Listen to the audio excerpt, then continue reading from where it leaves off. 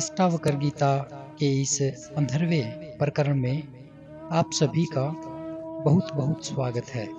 आज हम 3 सूत्रों को लेकर चलेंगे, सूत्र 10, 11 और 12। जो 10वां सूत्र है उसमें अष्टावक्र राजा जनक को कह रहे हैं, देह चाहे कल्प के अंत तक रहे, चाहे वह अभी चली जाए, तुम चैतन्य रूप वालों की कहाँ वृद्धि है, कहाँ नाश है। इस क्रम में अष्टावक्र कह रहे हैं कि जो ये देह है ये तो मरणाधर्मा है, ये आई है, जन्मी है तो मरेगी। जिस क्षण इसका आना तय हुआ उसी समय अपने साथ ये अपना जाने का समय लिखवा करके लेके आई। यह तो जाएगी, देह तो जाएगी, नष्ट होगी ही। इसे बचाने का कोई भी उपाय नहीं है। देह तो राम की भी नहीं बची थी, कृष्ण की भी नहीं बची थी, बुद्ध जैसे प्यारे व्यक्ति को भी मरना पड़ा था। न किसी ज्ञानी की देह बचती है, न किसी अज्ञानी की देह बचती है, न किसी संत की देह बचती है, न किसी महात्मा और चोर डाकुओं की देह बचती है। जन्मने का जो बीज जिस समय रखा गया था उसी समय एक अलार्म साथ में बांध दिया गया था, जो मृत्यु का अलार्म था, जो बजेगा, समय पूरा होने पर वो बजेगा। आना जाना यह सृष्टि का नियम है, इसे कोई नहीं टाल सकता और इसमें कोई भी अपवाद नहीं है। यह देह का मिटना अंतिम सत्य है, इसलिए ये कोई सोच का विषय नहीं है, किंतु चैतन्य स्वरूप आत्मा है, इसलिए यह आत्मा न कभी नष्ट होगी, न ही इसकी किसी प्रकार की कोई वृद्धि होगी। यह जैसा है वैसा ही सदा रहेगा, इसलिए तू आत्मरूप होने से नित्य है, अतः तू सुखी हो। आगे 11वें सूत्र में क्या कह रहे हैं अष्टावक्र राजा जनक को, तुझ अनंत महासमुद्र में विश्व रूप तरंग अपने स्वभाव से उदय और अस्त को प्राप्त होती हैं, किंतु न तेरी वृद्धि है न नाश है। फिर से अष्टावक्र जी ने वही बात एक प्रकार से दोहराई है जो अभी 10वें सूत्र में अष्टावक्र जी ने कही है, केवल शब्दों का थोड़ा सा प्रारूप बदल दिया। क्या कह रहे हैं इस सूत्र के माध्यम से? कह रहे हैं, जिस प्रकार इस अनंत महासागर में वायु के झोंकों से अनेक प्रकार की तरंगे उठती हैं और नष्ट होती हैं, किंतु इससे समुद्र की न तो वृद्धि होती है न ही उसका नाश होता है। जिस प्रकार आकाश में अनेक वायु विक्षेप उठते हैं और शांत होते हैं, यानी तूफान उठते हैं और शांत होते हैं, किंतु आकाश सदा असस्पृशित रहता है, यानी अनछुआ रहता है। उसी प्रकार तू आत्मरूपी अनंत महासमुद्र है, जिसमें चित्त की चंचलता के कारण विश्व रूपी तरंगे उठती हैं और नष्ट होती हैं, किंतु इनसे यह साक्षी आत्मा सदा अप्रभावित रहती है। संसार के वृद्धि और नाश से तुझ आत्मा की वृद्धि व नाश नहीं है। बातें एकदम स्पष्ट हैं। उन्हीं बातों को अष्टावक्र जी घुमा घुमा के राजा जनक को कह रहे हैं।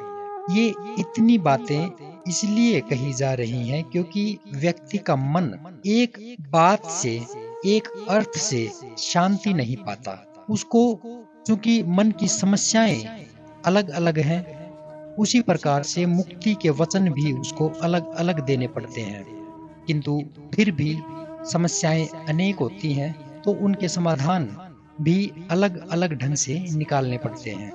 इसलिए उनके लिए अलग अलग शब्दों का सहारा लेना पड़ता है। तो आप ये न समझें कि ये बातें जो कही जा रही हैं वो अलग अलग हैं। शब्द अलग अलग हो सकते हैं लेकिन बात बिल्कुल एक कही जा रही है। उदाहरण कहीं कहीं से उठा करके घुमा करके उसी केंद्र की ओर आपको लेकर के जाया जा रहा है, जहां पे सभी जीवों की अंतिम मुक्ति होती है। इन्हीं बातों को आगे बढ़ाते हुए अष्टावक्र जी 12वें सूत्र में कह रहे हैं, हे तात, तू चैतन्य रूप है, तेरा यह जगत तुझसे भिन्न नहीं है।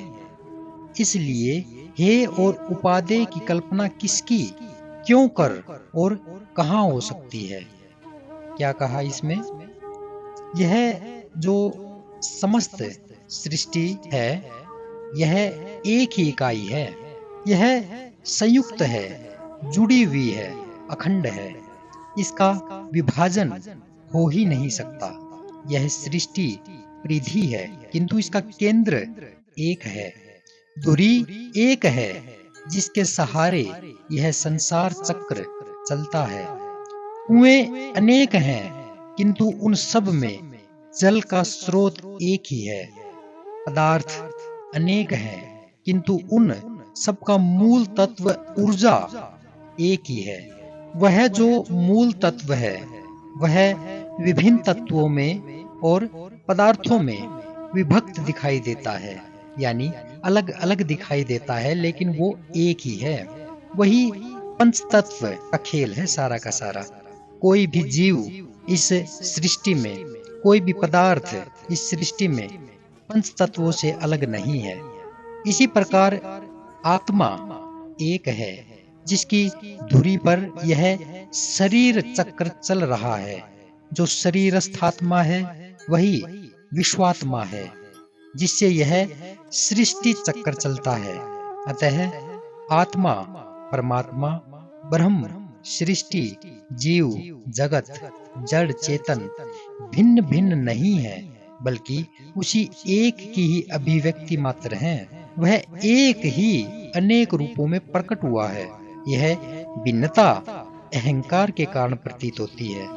इसी भिन्नता के अज्ञान के कारण हे और उपादेय, ग्रहण और त्याग, संसार और परमात्मा, लाभ और हानि, जीवन व मृत्यु आदि अनेक द्वंद्वों की कल्पना होती है।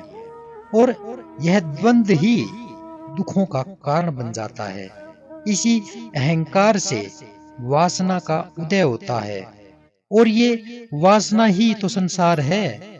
इसलिए अष्टावक्र जनक से कहते हैं कि तू चैतन्य रूप आत्मा है, अतः यह जगत तुझसे भिन्न नहीं है।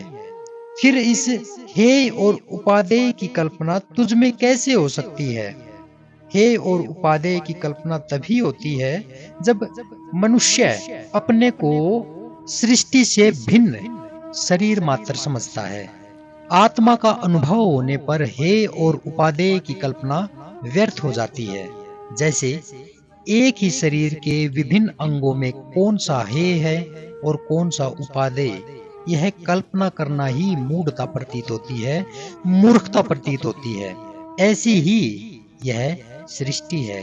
इसके अंग भिन्न होने से हे और उपादेय कहना उचित नहीं है। यह व्याख्या मन और अहंकार के कारण दी जाती है, जो अज्ञान मात्र है।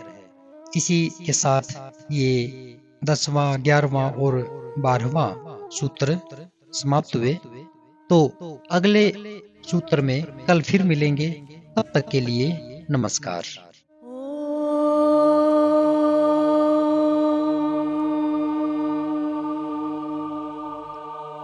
ओ